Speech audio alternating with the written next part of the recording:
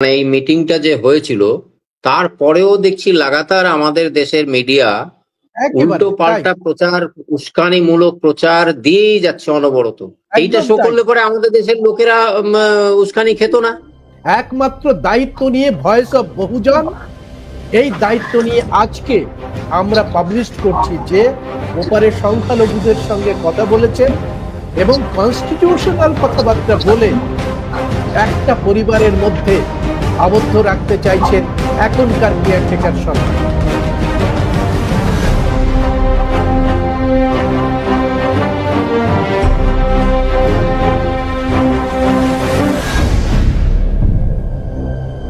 আপনারা জানেন যে এই কিছুদিন আগে একটা গণ অভ্যুত্থানের মধ্যে দিয়ে বাংলাদেশ সরকারের পরিবর্তন হয়েছে। শেখ হাসিনা এই গণ অভ্যুত্থানের জেরে বাংলাদেশ ছেড়ে ভারতে আশ্রয় নিয়েছেন। জাতীয় সাধারণ নির্বাচনের আগে বাংলাদেশের জনগণ নোবেল জয়ী অর্থনীতিবিদ ডক্টর ইউনূসকে প্রধান উপদেষ্টা রেখে সরকার চালিয়ে যাচ্ছেন। কিন্তু ইতিমধ্যেই বাংলাদেশের সংখ্যালঘুদের উপরে নির্যাতনের খবর চারিদিক রটছে। কতটা সত্য কতটা অসত্য সেটা আমরা বলতে পারবো না, কিন্তু আমরা যেটা মিডিয়ার মধ্যে দিয়ে দেখতে পাচ্ছি। আর এই সংখ্যালঘুদের উপরে অত্যাচারের ঘটনাটাকে, নিপীড়নের ঘটনাটাকে হিন্দুদের উপর নির্যাতন হচ্ছে বলে কিছু গদি মিডিয়া এই উস্কানিমূলক প্রচার করে চলেছে এবং তাতে দুটো দেশেরই আভ্যন্তরীণ যে শান্তি শৃঙ্খলা সেটা বিঘ্নিত হচ্ছে। আমরা দেখতে পাচ্ছি একটি রাজনৈতিক দল একেবারে অবিবেচকের মতো এরা এরা কিন্তু ভারতের মানুষ এদের আস্তে আস্তে মানে ত্যাগ করছে, এদের চিনে নিয়েছে যে এরা দাঙ্গা বাঁধানো ছাড়া আর কিছু করতে পারে না। সেই জন্যে ভারতের যারা চিন্তাশীল মানুষ তারা রাজনীতিতে অনেকটা বেশি সচেতন। এই বিশেষ রাজনৈতিক দলের যে প্ররোচনামূলক বক্তব্য এবং তাদের যে কর্মসূচি সেগুলো তারা খারিজ করে দিয়েছে। এরা সম্পূর্ণভাবেই গোটা পশ্চিম বাংলায় দাঙ্গার পরিস্থিতি তৈরি করতে চেয়েছিল এই বাংলাদেশের ইস্যু নিয়ে। আমরা ভয়েস অফ বহুজনের প্রতিনিধি হয়ে লক্ষ্য করেছি যে গণ অভ্যুত্থানের সময় এই বাংলাদেশের সংখ্যালঘুদের গ্রাম, তাদের ধর্মীয় স্থানগুলো পাহারা দিয়েছে আন্দোলন কর্মীরা, রাত জেগে পাহারা দেওয়ার ব্যবস্থা করেছে। কিন্তু ঘটনাক্রমে সমস্ত জায়গায় এই সম্প্রীতিটা বজায় রাখা সম্ভব হয়নি। একদল মৌলবাদী এই যে গণ অভ্যুত্থানের মধ্যে যে ডামাডোল চলছে তার সুযোগ নিয়ে অন্তর্ঘাত চালিয়ে গেছে এবং শান্তি শৃঙ্খলা বিঘ্নিত করেছে। আপনারা দেখেছেন যে চিন্ময় দাসের মতো একটা হঠকারী সন্ত্রাসবাদী ইস্কন এবং আরো কিছু উগ্রপন্থী সংগঠনের প্ররোচনায় তারা বিচ্ছিন্নতাবাদী আন্দোলনে সামিল হয়েছিল। আসার কথা যে অন্তর্বর্তী সরকার অত্যন্ত সাবধানতার সঙ্গে এবং খুব দ্রুত এই চিন্ময় দাস সহ আরো কিছু সন্ত্রাসবাদীদের গ্রেপ্তার করেছে এবং পরিস্থিতিটা সামাল দিয়েছে। পাশাপাশি তারা সংখ্যালঘু যত সংগঠনগুলো আছে সেই সংখ্যালঘু সংগঠনগুলোর সঙ্গে বাংলাদেশের যিনি উপদেষ্টা, প্রধান উপদেষ্টা, তিনি কথা বলেছেন এবং তার কথা শুনে সংখ্যালঘুরা সন্তুষ্ট হয়েছে। তো আমাদের মধ্যে এসেছেন আমাদের বয়োজ্যেষ্ঠ দাদা অলোক বিশ্বাস। অলোকদা, এই যে বাংলাদেশে যেভাবে প্রচার করা হচ্ছে, এখানে প্রচার করা হচ্ছে গদি মিডিয়া, গেল গেল গেল বাংলাদেশ সব শেষ হয়ে গেল, এবং উস্কানি দেওয়ার চেষ্টা করছে বাংলাদেশের জনগণকে, বলছে সংখ্যালঘুদের বলছে তোমরা ছেড়ে ছুড়ে দিয়ে চলে এসো, হ্যাঁ এখন জনবিনিময় হোক, জনবিনিময়ের ফলে ইত্যাদি ইত্যাদি। এই যে প্ররোচনায় পা দেওয়ার অধিকার তাদের আছে, একটি রাজনৈতিক দলের অধিকার আছে। আমাদেরই বা কি করণীয় উচিত? অলোকদা। হ্যাঁ, নমস্কার। আমি যেটা অবজারভেশন করছি, তাতে 10-15 বছর ধরে যে আমাদের দেশে যে অরাজকতার একটা সরকার চলছে, তার যে একটা ব্যাড ইম্প্যাক্ট, সেটা তো হতে বাধ্য। আমরা যে কর্ম করছি, আমাদের দেশ থেকে যে সমস্ত উগ্রবাদ হয়েছে সরকারি মদতে, তো সেগুলো তো ইগনোর করা যাবে না। আর তার প্রতিফলন আমার পার্শ্ববর্তী দেশে, বিশেষ করে ধর্মীয় উস্কানি এতে যারা বেশি প্রভাবিত হয়, সেটা সব দেশেই থাকে কম বেশি। ভূখণ্ডে পাকিস্তান, বাংলাদেশ এবং ভারতে, শ্রীলঙ্কায় এই জায়গায় তো বেশি করে এই ধর্মীয় উস্কানি খাবেই লোকে। তো বিশেষ করে বাংলাদেশে যে হিন্দু হিন্দু করে যে ট্যাবলেট খাওয়ানো হয়েছে, ইসকনের মাধ্যমেই হোক আর হিন্দু সংগঠনের মাধ্যমেই হোক, আর আমাদের যে মতুয়া যত গোসাইদের মাধ্যমেই হোক, এই হিন্দু হিন্দু করে যত চেঁচিয়েছে, তত বাংলাদেশি মুসলমানরা তারা ভারত বিদ্বেষী হয়েছে। আমাদের লোকেরা যে শিক্ষা পাওয়া দরকার ছিল, যে করুণা, মৈত্রী, সাম্য, এইগুলো শিক্ষা ভারতে একেবারে বন্ধ হয়ে গেছে। ভারতে সংবিধানে এই 3টে জিনিসের মন্ত্র নিয়ে চলবার কথা ছিল সংবিধান অনুসারে, কিন্তু সেটা চালানো হয়নি। এই বিশেষ করে 10-12 বছর ধরে তো একেবারেই চালানো হয়নি। তার খুব ইম্প্যাক্ট এই বাংলাদেশে পড়েছে, যার বিস্ফোরণ হয়েছে। অলোকদা, অদ্ভুতভাবে আপনি দেখতে পাচ্ছেন যে রাষ্ট্রনীতির জন্য, রাষ্ট্রনীতির জন্য ভারতের যারা পড়শি দেশ, সংবিধানে পরিষ্কার করে উল্লেখ আছে যে পড়শি দেশের সঙ্গে সুসম্পর্ক রাখতে হবে, বিদেশ নীতি সুসম্পর্ক রাখতে হবে। কিন্তু এই যে আপনি যে সময়ের স্পেসটা বললেন, তার মধ্যে ভারতের পড়শি যতগুলো দেশ আছে প্রত্যেকের সঙ্গে বৈরিতা। পাকিস্তানের জুজু দেখানো হচ্ছিল এতদিন ধরে, তারপরে চীনের জুজু দেখানো হচ্ছিল, ভুটানের সঙ্গে সম্পর্ক নষ্ট হয়েছে, নেপালের সঙ্গে সম্পর্ক নষ্ট হয়েছে, শ্রীলঙ্কার সঙ্গে সম্পর্ক নষ্ট হয়েছে। এখন আমাদেরই অবিভক্ত ভারতের একটা অংশ, যেটা ভারতীয় উপমহাদেশ বলা হয়, সেই উপমহাদেশের মধ্যে সব থেকে বড় হচ্ছে ভারত। তাহলে দাদার যে ভূমিকা পালন করার কথা ছিল, সেই ভূমিকা থেকে এখন সরে যাচ্ছে কেন? কি করতে চায়? দাবিয়ে, চোখ রাঙানো দেখিয়ে একটা সার্বভৌম দেশকে চোখ রাঙানো যায় না। এই চোখ রাঙাইয়ে কোনোদিনই কারো সাথে সম্পর্ক ভালো করতে পারবে না। আর এই ব্রাহ্মণ্যবাদী, মানে যাদেরকে আমরা মৌনবাদী বলি, এই তাদের যে মাইনরিটি, তারা তো মাইনরিটিতে রয়েছে 3.5% লোক, কিন্তু তারা শাসনে প্রশাসনে পুরো কবজা করে নিয়ে তারা এমন ভাবে এখানের মানুষকে তৈরি করেছে, অন্ধভক্ত তৈরি করে ফেলেছে, যেগুলো দিয়ে মানুষ এখন এই জিনিসটা কাটিয়ে উঠতে পারছে না। কিন্তু ব্রাহ্মণরা কিন্তু ভয় পেয়ে গেছে যে আম্বেদকর বাদ যে এখন বিশেষ করে হিন্দি বেল্টে এবং অন্যান্য রাজ্যে যেভাবে আমাদের মানুষরা জেগে উঠেছে, তাতে ব্রাহ্মণরা ভয় পেয়ে এই মারাত্মক অস্ত্র, তাদের কাছে এইটাই শেষ অস্ত্র, যে ধর্মীয় উস্কানি দিয়ে তারা হিন্দু ভোটকে পোলারাইজ করে ধর্মীয় ধ্রুবীকরণ করে করবার জন্য এই সমস্ত কাজগুলো করছে, যার ইম্প্যাক্ট আমাদের বিদেশ নীতিতে পড়ছে।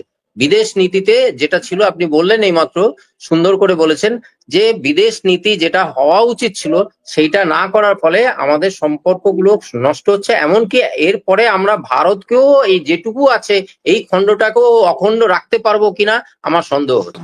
রাষ্ট্রকে প্রতিবেশীদের কাছে শত্রু রাষ্ট্রতে পরিণত করে দিচ্ছে।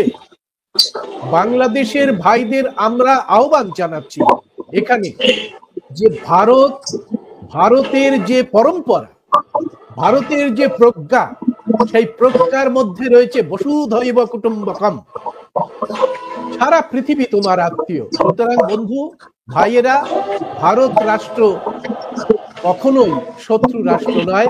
শত্রু হতে পারে কোন রাজনৈতিক দল, তাদের একবজ্ঞা নীতির জন্য ভারত রাষ্ট্রকে তারা বিপদ চালিত করছে। এপারে যারা বেশি নাচানাচি করছে যে হ্যাঁ ওদেশে হিন্দুদের উপর অত্যাচার করছে, এই হিন্দুদের উপর অত্যাচার করছে, এই বিষয়টাকে আপনি কিভাবে দেখছেন? এটা আমাদের দেশে মিডিয়া, যেটাকে আমরা গদি মিডিয়া বলি বা মনুবাদী গদি মিডিয়া বলি, ওদের মাধ্যমেই এই প্রচারগুলো হচ্ছে। হ্যাঁ, কারণ কি আমাদের দেশে মিডিয়া বিকৃত হয়ে গেছে। আমাদের যে 4টে পিলার ছিল গণতন্ত্রের, 4টে পিলারই ব্রাহ্মণতন্ত্রের দ্বারা নিয়ন্ত্রিত হচ্ছে এখন। তার মধ্যে মিডিয়া একটা বিরাট বড় রোল প্লে করছে, যাদের মাধ্যমে সাধারণ মানুষদের কাছে যে বার্তা যাচ্ছে সেটা ভুল বার্তা যাচ্ছে। মানুষ মিসগাইড হয়ে আজকে অন্ধভক্ত তৈরি হয়ে গেছে। ধর্মীয় উস্কানি খেয়ে সবাই, বেশিরভাগ লোক ওই বাংলাদেশি মুসলিমদের এগেনস্টে কথা বলে। হ্যাঁ, যার মাধ্যমে আমাদের কোনো সমাধানই হবে না। আমাদের দেশে বৈদেশিক নীতি যেটাকে শুধরানো দরকার ছিল, সেটা করলে পরে ভালো হতো। আর তা না করে যদি সম্ভব হয়, যেটা আমাদের বহিনজি মায়াবতী বলেছেন, যে যদি না সম্ভব হয় তাহলে ওখানে যত হিন্দু আছে, আমরা যদি হিন্দু দরদেই হয়ে থাকি, তাহলে হিন্দুদের এখানে নিয়ে আসা হোক, তাদেরকে এখানে তার জন্য ইন্টারন্যাশনাল কথাবার্তা চালানো হোক। কিছুই করছে না আমাদের সরকার। এদিকে হিন্দু দরদেই দেখাচ্ছে, ওদিকে হিন্দুদের জন্য কিছুই করছে না। আপনি দেখুন যে এই যে যেভাবে একটি রাজনৈতিক দল বাংলাদেশকে টার্গেট করেছে, বাংলাদেশের যিনি প্রধান উপদেষ্টা নোবেল পুরস্কার প্রাপ্ত ডক্টর ইউনূস, তিনি সমস্ত সংখ্যালঘুদের সঙ্গে একটা মিটিং করেছেন এবং সংখ্যালঘুরাও তারপরে মিটিং এর পরে তাদের বক্তব্য রেখেছেন। আমরা সেই বক্তব্যটা বন্ধুরা আপনাদের শোনাচ্ছি, শোনানোর পরে আমি আবার অলোকদার বক্তব্য নেব। পরিস্থিতি যা পত্রপত্রিকায় দেখছি, মানুষের মধ্যে দেখছি, তো মনে অনেকগুলো প্রশ্ন জেগেছে। সেই প্রশ্নগুলোর জবাব খুঁজে পাওয়ার জন্য আপনাদের সঙ্গে বসা। এই সরকার যখন গঠন হয় জুলাই অভ্যুত্থানের পরপরই আমি বিমানবন্দরে উপস্থিত হওয়ার 8 তারিখে, মনে আছে আপনাদের, সবার কাছে একটা আহ্বান জানিয়েছিলাম এবং আন্তরিকভাবেই বলেছিলাম। এটা কোনো রাজনৈতিক বক্তব্য বা এরকম যারা শুনছে শ্রোতা তোষণ বক্তব্য ছিল না। বলছিলাম যে এটা আমরা একটা পরিবার, আমরা আমাদের নানা মত থাকবে, নানা ধর্ম থাকবে, নানা রীতিনীতি থাকবে, কিন্তু পরিবার এক। আমরা সবাই একই পরিবারের সদস্য, এটাতে জোর দিয়েছিলাম। আমাদের শত পার্থক্য সত্ত্বেও আমরা কারোর শত্রু নই, পরস্পরের শত্রু নই। আমরা এক জায়গাতে এক কাতারে ওইখানে চলে আসি যখন আমাদের জাতীয়তার প্রশ্ন আছে, আমাদের পরিচয়ের প্রশ্ন আছে। আমরা বাংলাদেশি, আমরা এক পরিবারের সদস্য। তারপরে যখন শপথ গ্রহণ করলাম, তখন থেকেই শোনা আরম্ভ করলাম যে সংখ্যালঘুদের উপরে অত্যাচার হয়েছে। আমার মনটা খারাপ হয়ে গেল। একটু আগে বললাম আমি এই কথা, এখন বলেছি অত্যাচার হয়েছে। এর পরে আমি ঢাকেশ্বরী মন্দিরে গেলাম, আপনারা ছিলেন। সেখানেও একই কথা বললাম যে আমরা একই পরিবারের সদস্য, এবং বলছে যে আমরা অন্য সব দাবি দেওয়া বাদ দিলেও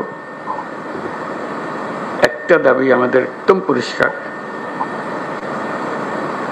আমাদের সবার সমান অধিকার, বলার অধিকার, ধর্মের অধিকার, কাজকর্মের অধিকার, এবং সেটা আসছে আমাদের সংবিধান থেকে। নাগরিক হিসেবে আমাদের প্রাপ্য, এবং রাষ্ট্রের দায়িত্ব হলো এটা নিশ্চিত করা। এবং আমি আন্তরিকভাবেই বলার চেষ্টা করেছিলাম, যেহেতু রাষ্ট্রের দায়িত্ব এখন আমাদের হাতে, এটা আমাদের দায়িত্ব নিশ্চিত করা, দায়িত্ব যে সংবিধান নাগরিককে যে দায়িত্ব দিয়েছে সেই দায়িত্বগুলো তার কাছে পৌঁছে দেওয়া, নিশ্চিত করা। তারপরেও কথাটা উড়ে গেল না, শুনলাম এখনো সংখ্যালঘুদের উপরে হামলা হচ্ছে। আমি সবাইকে নিয়ে বসলাম, আলাপ করলাম এটা কিভাবে করা যায়, এটার থেকে উদ্ধার পাওয়া যায় কিভাবে। তখন দুর্গাপূজার সময় আসলো, তখন বললাম যে একটা সুযোগ, কারণ এখানে একটা বড় সমস্যা হইতে পারে, যেহেতু এটা পূজার ব্যাপার, আনন্দের ব্যাপার, উৎসবের ব্যাপার, এখানে হামলা হওয়ার সম্ভাবনা আছে। আমাদেরকে নিশ্চিত হতে হবে যে হিন্দু সম্প্রদায়ের উপরে কোনো রকমের হামলা যেন না হয়। আমি খুব খুশি হলাম, সবাই তা খুব সিরিয়াসলি নিল। আপনাদের মনে আছে, খুব উৎসব সহকারে সবাই দুর্গাপূজা করলো। কয়েক হাজার পূজা মণ্ডপ ছিল, সবকিছু খবর হলো সুন্দর হয়েছে। তাঁতিবাজারে একটা ঘটনা হয়েছিল, একটা ককটেল ফাটিয়েছিল, ফাটায়নি, ককটেল মেরেছিল, এটি একমাত্র খবর ছিল। তবু আনন্দিত হয়েছিলাম, নিশ্চিত হয়েছিলাম এই জন্য যে আমরা সবাই একযোগে, এবং সেখানে সবাই যোগদান করেছে। এটা শুধু হিন্দু সম্প্রদায়ের উৎসবের বিষয় ছিল না, এটা পুরা জাতীয় উৎসবে পরিণত হয়েছিল, সবাই উৎসব করেছে। ছেলে মেয়েরা গেছে, বুড়া বুড়িরা গেছে, মুসল্লিরা গেছে, মৌলানারা গেছে, সবাই গেছে, আনন্দ সহকারে করেছে।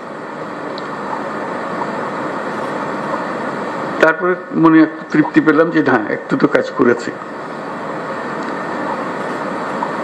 এখন আবার নতুন কথা, হামলা হচ্ছে, অত্যাচারিত হচ্ছে, এবং বিদেশি গণমাধ্যমে না, এটা প্রচার মাধ্যমে বলবো, প্রচার মাধ্যমে প্রচারিত হচ্ছে যে এটা হচ্ছে। তা আমি খোঁজ নিচ্ছি যে কেন হচ্ছে, কি হচ্ছে, সব দিক থেকে খবর না হচ্ছে না। ওই যে এক খবর হলো হচ্ছে, আর খবর হলো হচ্ছে না, মাঝখানে একটা ফাঁক থেকে যাচ্ছে, এটা ঠিক না, এটার অবসান হতে হবে। আমাদেরকে যে তথ্য আমরা পাচ্ছি সেই তথ্য ভুল হতে পারে, কাজে তথ্যের উপরে ভরসা করে বসে থাকলে কিছু নাই, এটা অন্ধের মতো বসে থাকার মতো। আমাদেরকে ভেতরে গিয়ে দেখতে হবে প্রকৃত ঘটনাটাকে। তথ্যের মধ্যে গরমিল কেন? তা কি ওরা যা বলছে সেটা মিথ্যা প্রচার, আমরা যা বলছি সেটা মিথ্যা প্রচার? সত্যটা কোথায়? এই সত্য, প্রথম কথা হলো আমাদের লক্ষ্যের মধ্যে কোনো ফারাক নেই, কোনো গোলমাল নাই, এটা আপনাদেরকে নিশ্চিত করা। এবং তথ্যগুলো কিভাবে আমরা পাবো, ঘটনা ঘটছে সেটা আমাদের জানা, প্রকৃত তথ্য। অনেক সময় সরকারি তথ্যের উপরে ভরসা করা যায় না, কর্তা যা চায় সেভাবেই বলে দেয়, আসলটা মন খুলে বলতে চায় না, যেহেতু কর্তা নারাজ হবে তাতে। আমরা আসল খবরটা জানতে চাই, কিভাবে জানতে চাই, এবং সেই প্রক্রিয়াটা প্রতিষ্ঠিত করতে চাই। এটা শুধু আজকের 2 দিনের গোলমালের কারণে একটু চঞ্চল হয়ে কথা বলছি তা না, প্রকৃত পক্ষে এটা স্টাবলিশ করতে চাই যে ঘটনা ঘটতে পারে। এটা এত বড় একটা দেশের মধ্যে কত রকমের কাণ্ড, তার মধ্যে একটা কাণ্ড হয়ে গেলে তাৎক্ষণিকভাবে যেন খবরটা পাওয়া যায় এবং সমাধান করা যায়। যে দিক থেকে দোষী তাকে বিচারের আওতায় আনতে হবে, এটাই হলো সরকারের দায়িত্ব। প্রথম কথা হলো যে এটা না হওয়াটা পরিবেশ সৃষ্টি করা, একটা যদি হয়ে যায় তাকে তাৎক্ষণিকভাবে সেটার প্রতিকারের ব্যবস্থা করা, এটাই হলো বিষয়। আমি যা বলছি আমার মনে হয় বাংলাদেশের বেশিরভাগ মানুষ তাই মনে করে, এভাবে হওয়া উচিত। যে আমরা যেহেতু এক পরিবারের মানুষ, কাজে এক পরিবারের মানুষ হিসেবে আমাদের সামগ্রিক দায়িত্বটা যেন আমরা পালন করতে পারি, সেই পারিবারিক দায়িত্বটা আমরা যেন সম্পন্ন করতে পারি। সেখানে তথ্যটা হলো বড় বিষয় এবং প্রতিকার। একটা হলো তথ্য, একটা হলো প্রতিকার। আমি পেলাম তথ্য, প্রতিকার পাচ্ছে না, এটা সমাধান করতে হবে। সমস্যা হয়ে গেলে সেটা সমাধান করতে হবে। সেই সমাধানটা আমরা কিভাবে করবো? আজকের আলোচনা এটা খোলাখুলি আলোচনা, সবাই আলাপ করব। আমাদের লক্ষ্যের মধ্যে কোনো গোলমাল নেই। এখন এই তথ্য প্রবাহটা কিভাবে হবে, দোষীকে কিভাবে ধরতে হবে, যাতে করে অন্যরা মেসেজটা পেয়ে যায় যে এখানে গোলমাল করে সুবিধা হবে না, বিপদে পড়বে। তার পরিবার জেনে যায়, তার প্রতিবেশী জেনে যায় যে সে ধরা পড়ছে এবং ভবিষ্যতে কেউ উৎসাহিত না হবে। এরকম এক বাংলাদেশ আমরা করতে চেয়েছি, সেটার নামেই আমরা নতুন বাংলাদেশ বলেছি এবং আমরা এটাতে বিশ্বাস করি। এটা শুধু কথা দিয়ে আপনাদেরকে সন্তুষ্ট করে আজকের মতো বিদায় নিলাম ওরকম না। এটা এটা করতে হবে এবং দ্রুত করতে হবে। এটা ভবিষ্যতে একদিন হবে, এটা কথা বললে লাভ নেই। ভবিষ্যৎ তো আর আমরা কোনদিন দেখবো না, আমরা বর্তমানের মধ্যে আছি, বর্তমানেই করে যেতে হবে যা কিছু। কাজেই সেটাই আপনাদের কাছে আরজ যে খোলাখুলি ভাবে আলাপ করবেন বিষয়টা। অলোকদা শুনলেন ডক্টর ইউনূসের বক্তব্য। একেবারে একজন রাষ্ট্রপ্রধান হিসেবে তিনি যে বক্তব্য রেখেছেন তাতে তিনি বারবার উল্লেখ করেছেন এটা সংবিধানের দাবি যে প্রত্যেকটা মানুষ স্বাধীনভাবে মত প্রকাশ করবেন। প্রত্যেকটা মানুষ, যেহেতু আমরা একটা পরিবারের মানুষ, সেহেতু প্রত্যেকটা মানুষেরই সমান সুবিধা থাকবে। আমরা তারপরে দেখেছি যে যারা অংশগ্রহণ করেছিলেন এই সভায়, যারা অংশগ্রহণ করেছিলেন বিভিন্ন যে সংখ্যালঘু মানুষেরা, তাদের বক্তব্যটা শুনে তারপরে আমরা আসবো আবার মূল আলোচনায়। যারা নাকি বাংলাদেশের এই নতুন ভাবে একটা স্বাধীনতার কথা চিন্তা করেছে, তারা যেন সব সময় সংযমী জীবন, সহনশীল, ধৈর্যশীল জীবন যাপন করে, যেন কোনোভাবে যুব সমাজের যেই ব্যক্তিত্ব, যে লিডারশিপ, যে সম্মান, যে মর্যাদা কোনোভাবে যেন ধ্বংস না করে। আমি চাই প্রত্যেক স্কুল, কলেজ, ইউনিভার্সিটির ছেলে মেয়েরা নতুন ভাবে জাগ্রত হবে সোনার বাংলাকে সুন্দরভাবে গড়তে। আমি ভিক্ষু সুনন্দ প্রিয়, সাধারণ সম্পাদক বাংলাদেশ বুদ্ধিস্ট ফেডারেশন। আমাদেরকে আজকে প্রধান উপদেষ্টা মহোদয় ডেকেছেন, আমরা বিভিন্ন সম্প্রদায়ের লোক সেখানে উপস্থিত ছিলাম। খুবই শান্তিপূর্ণ এবং আন্তরিকভাবে দীর্ঘক্ষণ আলোচনা হয়েছে। এতক্ষণ যে সময় দেবেন আমরা ভাবতে পারিনি। যে আমরা চাই, আমরা ওনার কাছে আবেদন করেছি দেশে সম্প্রীতি যেন বিরাজ থাকে, সকল সম্প্রদায় মানুষ যেন আমরা মিলেমিশে থাকতে পারি। যে আমাদের যে একটা ঐতিহ্য, বাঙালি জাতির যে একটা ঐতিহ্য, সেই ঐতিহ্য যাতে বজায় থাকে, আমরা সেই কথা বলেছি। উনি আমাদের সমস্ত কথা শুনেছেন এবং সেই অনুযায়ী উনি ব্যবস্থা নেবেন, আমরাও সেই কামনা করি। ধন্যবাদ। আমরা অবশ্যই বলেছি আমরা ভালো আছি, বাংলাদেশে ভালো আছেন, আমরা বাংলাদেশে ভালো আছি, আমাদের কোনো সমস্যা নাই। আমরা বলেছি যেখানে যেখানে সমস্যা ছিল আমরা সেটা উল্লেখ করেছি, ওনাকে জানিয়েছি। এইটা আমি বলি, আমাদের কোন মিডিয়া কোথায় কি অপপ্রচার করতেছে এটা ওই দেশের বিষয়, এটা আমাদের বিষয় না। আমরা কি প্রচার করতেছি এটা হচ্ছে বড় বিষয়। আমরা চাই আমাদের পজিটিভ, আমরা আমাদের দেশের কথাই আমরা প্রচার করবো, যেটা ভালো দিক আমরা সেটাই আমরা প্রচার করবো। আমরা এই দেশে ভালো আছি, আমরা শান্তিতে আছি। আমি প্রফেসর ডক্টর সুকুমার বড়ুয়া, আমি ঢাকা বিশ্ববিদ্যালয়ের একজন শিক্ষক এবং বাংলাদেশ বুদ্ধিস্ট ফেডারেশন আমি প্রধান উপদেষ্টা, কাউন্সিল ফর ইন্টারফেথ হারমোনির আমি চেয়ারম্যান। আমি একটি কথা বলতে চাই, আমরা একটা মানবিক রাষ্ট্র চেয়েছিলাম এবং যেটা 5ই আগস্টের পরে সেটা আমরা একটা নতুন বাংলাদেশ গড়ার জন্য যে স্বপ্ন ছিল আমাদের মধ্যে, আমরা সকলেই কিন্তু এই দেশের নাগরিক, আমরা শান্তি সম্প্রীতিতে বসবাস করতে চাই। এই জন্য প্রধান আমি বলছিলাম যে একটি আন্তর্জাতিক সম্মেলন করার জন্য, সম্প্রীতি সম্মেলন, যেটাতে সকল ধর্মবর্ণ জাতিগোষ্ঠী আসবে এবং নির্গোষ্ঠী সহ এই দেশের সকল মানুষ আসবে এবং বিশ্ব থেকেও আমরা যাতে সেই রকম লিডার আমরা এনে এই দেশের মিশনগুলোকে, ঢাকাস্থ যে কূটনীতিক মিশনগুলো আছে, যারা আমাদেরকে দেখুক যে আমরা শান্তির মধ্যে মেলবন্ধনে আমরা অবস্থান করতে চাই। এই জন্য আমার প্রধান বক্তব্য ছিল শান্তি সম্মেলন করে আন্তর্জাতিক এখানে যে সংস্থাগুলো আছে এবং বিভিন্ন মিশন যেগুলো আছে তারা সহ প্রতিবেশী দেশ সহ বিশ্বের মধ্যে জানুক যে বাংলাদেশ একটি সম্প্রতির দেশ। এটা এক। আর দ্বিতীয়ত চেয়েছি আমরা বিভাগে এবং শান্তি সম্মেলন করে বিভাগে আমরা সেটা করতে চেয়েছি এবং আমরা কনফারেন্স করতে চেয়েছি এবং বিশেষ করে আমাদের 4 ধর্মের মধ্যে যাতে আমাদের ঐক্যবন্ধন থাকে এটা যাতে কখনোই যাতে বিনষ্ট না হয়, আমরা ঐক্যবন্ধনে থাকতে চাই। আবহমানকালে যে সংস্কৃতি আমরা সেই রকম একটি রাষ্ট্র তৈরি করতে চাই। আজকে আমরা এই দেশের নাগরিক, সার্বভৌমত্ব অধিকার এই দেশের সকল ক্ষেত্রে আমাদের যাতে এগুলো বিঘ্ন না হয়, আমরা সেইভাবে একটি সুন্দর একটা রাষ্ট্র চাই। Thank you sir, thank you sir, thank you. জয় হরিচাঁদ, জয় গুরুচাঁদ। আজকের আমার নাম অবিনাশ মিত্র, রমনা শ্রী শ্রী হরিচাঁদ মন্দির ধর্ম সহ সম্পাদক। আজকের আমরা দীর্ঘ সময় ধরে মাননীয় প্রধান উপদেষ্টার ডাকে একত্রিত হয়েছি।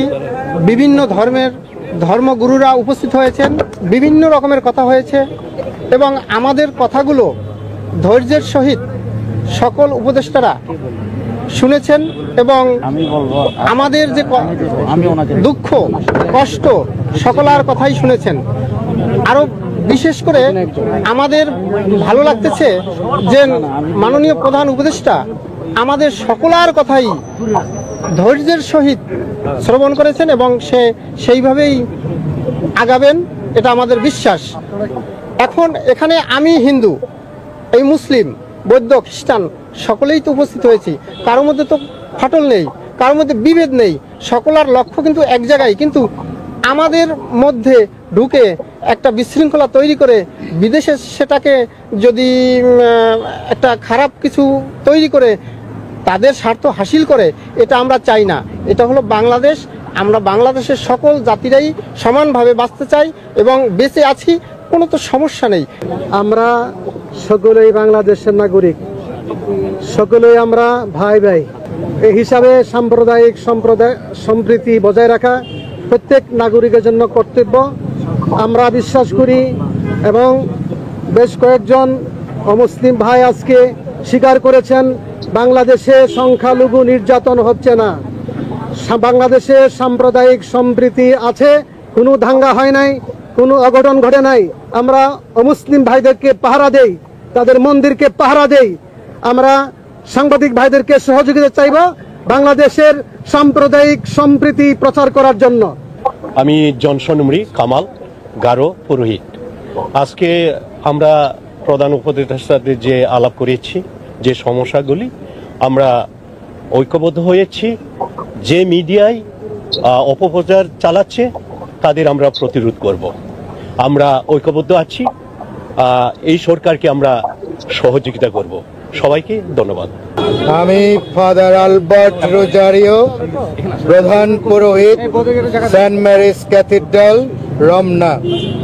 আমি আমাদের খ্রিস্টান ভাই বোনদের পক্ষে প্রধান উপদেষ্টা আমাদের আজকে নিমন্ত্রণ জানিয়েছেন এবং অনেক সুন্দর পরিবেশে, একটা সৌহার্দ্য পরিবেশে প্রায় 2 ঘন্টা আমরা আলোচনা করেছি।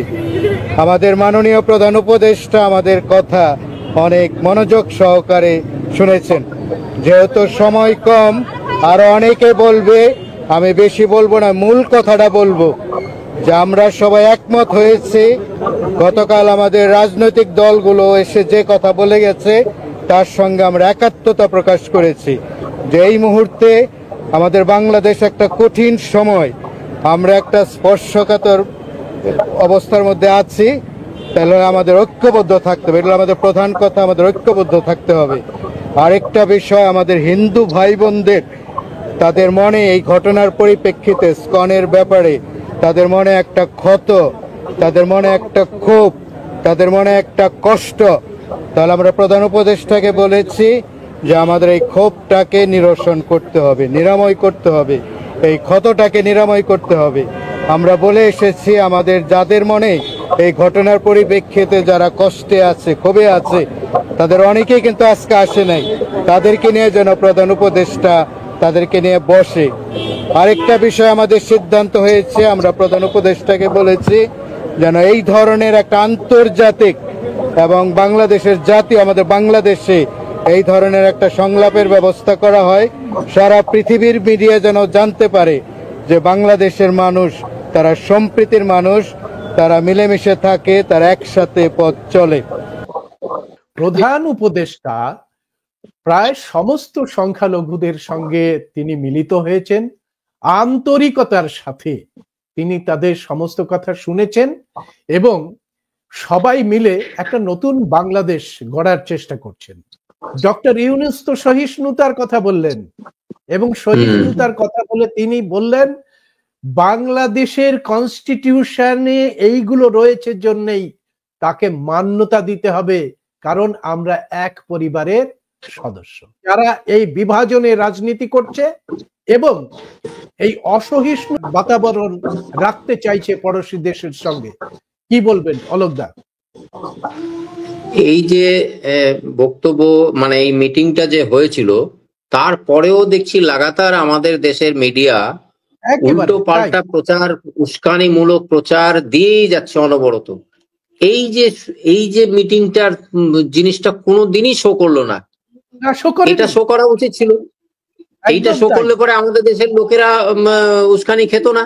একমাত্র দায়িত্ব নিয়ে ভয়েস অফ বহুজন এই দায়িত্ব নিয়ে আজকে আমরা পাবলিশ করছি যে ওপারে সংখ্যালঘুদের সঙ্গে কথা বলেছেন এবং কনস্টিটিউশনাল কথাবার্তা বলে একটা পরিবারের মধ্যে আবদ্ধ রাখতে চাইছেন এখনকার কেয়ারটেকার সরকার। এটা তো মেইন মিডিয়াতে প্রচার করা উচিত ছিল, তবেই মানুষ শান্ত হতো। মানুষ তো শুনে শুনে আরো সাম্প্রদায়িক হিংসা বৃত্তি অবলম্বন করে নেয়। যত শুনবে তত আরো এক্সাইটেড হয়, সাধারণ মানুষ তো ওইভাবে এক্সাইটেড হয়। আর এর ইন্ধন যোগায় যে ব্রাহ্মণ্যবাদ, সেইটার সম্বন্ধে মানুষ এখনো পর্যন্ত সেইভাবে মানে ওয়াকিবল হয়নি, জাগ্রত হয়নি। হ্যাঁ, মানুষকে ব্রাহ্মণ্যবাদ যে কি জিনিস সেইটা না জানানো পর্যন্ত, না বোঝানো পর্যন্ত এ দেশে এই অরাজকতা চলতেই থাকবে। একটি সার্বভৌম দেশের আভ্যন্তরীণ বিষয়ে কথা বলবে কে? কথা বলতে পারে একদম আমাদের রাষ্ট্র। সেই রাষ্ট্র কথা বলছে না, তারা কি করছে দেখছেন? তারা পরিষ্কার করে বলছে যে বাংলাদেশের আভ্যন্তরীণ বিষয়ে ভারতের কিছু বলার নেই। আজকেই সেটা প্রচারিত হয়েছে। তাহলে আপনারা যারা নিজেদের সুনাগরিক বলে মনে করছেন, নিজেদের দাবি করছেন, তারা সুনাগরিকের মতো বক্তব্য রাখুন। আসুন, মেন মিডিয়া আপনাদের জায়গা দেবে না, কিন্তু ভয়েস অফ বহুজনে আপনাদের জায়গা রয়েছে। আমি লিংক দিয়েছি, পারলে চলে আসুন এখানে। আমাদের সরকার কি করছে, চালাকি করে নিজে ভদ্র কথা বলছে কিন্তু মিডিয়াকে উস্কে দিয়েছে যে তোমরা কিন্তু অত ভদ্র হতে যেও না, তোমরা একেবারে চালিয়ে যাও। মিডিয়া এবং পার্টিকে ভাবুন, একটা পার্টি, একটা উশৃঙ্খল একটা নেতা, সে কিছু না বেজে মানে কি খায় জানি না, বর্ডারে ঢোকার চেষ্টা করছে। মানে কত বড় নাটক, কত বড় নাটক এটা করে যায়। ওর বোধ বুদ্ধি আছে? বোধ বুদ্ধি কি? এরা তো বেশিরভাগ লোকই তো নিজের পকেট ভরতে ব্যস্ত, চাটুগিরি করতে ব্যস্ত, চাটুগিরি করে নিজের জীবন, নিজের বৈতরণী পার করতে ব্যস্ত। এরা দেশের মঙ্গল চায় না। অধিকাংশ মানুষ এখন স্লেভ। সরকার চালাচ্ছে অন্য কেউ, মোদি চালাচ্ছে না, মোদিকে চালাচ্ছে RSS এর ব্রাহ্মণ মাথা। তো মোদি প্রধানমন্ত্রী গদিতে ততক্ষণ যতক্ষণ ব্রাহ্মণদের ইস্যুগুলো ইমপ্লিমেন্ট করবে। তো মোদি সেগুলো করে যাচ্ছে। মোদি নিজেকে ভদ্র দেখাচ্ছে এই মামলায়, কিন্তু মিডিয়াকে উস্কে দিচ্ছে তোমরা কিন্তু ভদ্র হও না, তোমরা একেবারে মানুষকে উস্কে দাও যাতে করে এখানে মানুষ তেতে যায়, আরো হিন্দু ভোট এক জায়গায় হয়। এইটা হচ্ছে মেন মোটো। এই মোটোটা আমাদের সাধারণ মানুষ বুঝতে যত দেরি করবে তত আমাদের দেশের এবং দশের সর্বনাশ করছে। আপনারা কথা বলবেন এবং দুই দেশের শান্তি প্রতিষ্ঠার জন্য ভয়েস অফ বহুজন আপনাদের সবাইকে স্বাগত জানাচ্ছে। আমরা শান্তি প্রতিষ্ঠার জন্য লড়াই করে যাব। আমরা দুই দেশের ভ্রাতৃত্ব অক্ষুণ্ণ রাখার জন্য চেষ্টা করব, কারণ এটা ভারত উপমহাদেশ বলা হয়, ভারতের দায়িত্ব সেখানে অনেক বেশি। তো আমরা যদি একসঙ্গে থাকি, জুড়ে থাকি, যেটা বলছেন যে এক লপ্তে থাকা, ইউনুস যেটা বলছেন ডক্টর ইউনুস, যে একসঙ্গে থাকা, জুড়ে থাকা, সেই জুড়ে যদি থাকতে পারি তাহলে আমরা শক্তিশালী হব, না হলে কিন্তু আমাদের কষ্ট